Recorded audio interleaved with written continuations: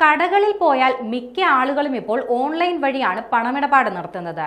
Google പേ, phone പേ, Paytm തുടങ്ങിയ UPI payment ആപ്പുകളിലൂടെയാണ് മിക്കവരും പണമിടപാട് നടത്തുന്നത്.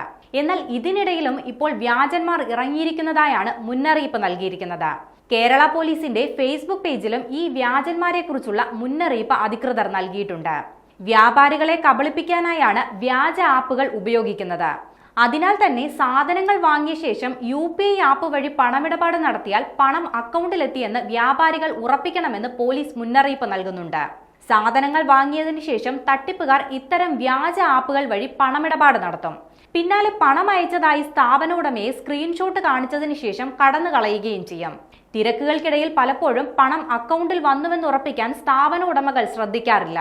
വ്യാജ ആപ്പുകൾ എല്ലാ രീതിയിലും ഒറിജിനലിന് സമാനമായി പ്രവർത്തിക്കുന്നതിനാൽ ഒറ്റ നോട്ടത്തിൽ ഇത് വ്യാജനാണെന്ന് കണ്ടെത്താനും സാധിക്കില്ല.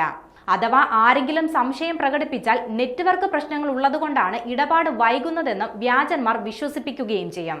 ഇത്തരത്തിൽ നാട്ടിലൊക്കെ വ്യാജന്മാർ ഇറങ്ങിയതിനാൽ ഡിജിറ്റൽ പേയ്മെന്റ് വഴി കസ്റ്റമർ പണം നൽകിയാൽ തുക അക്കൗണ്ടിലെത്തിയെന്ന് സ്ഥാപന ഉടമ കൃത്യമായി ഉറപ്പുവരുത്തേണ്ടതാണ്. അല്ലാത്ത പക്ഷം വഞ്ചിക്കപ്പെടാൻ സാധ്യത ഏറെയാണെന്നും പോലീസ് സമൂഹ മാധ്യമങ്ങളിലൂടെ അറിയിപ്പ് നൽകിയിട്ടുണ്ട്. അഥവാ പറ്റിക്കപ്പെട്ടുവെന്ന് തോന്നിയാൽ ഉടനെ തന്നെ അധികൃതരെ വിവരമറിയിക്കുകയും വേണം.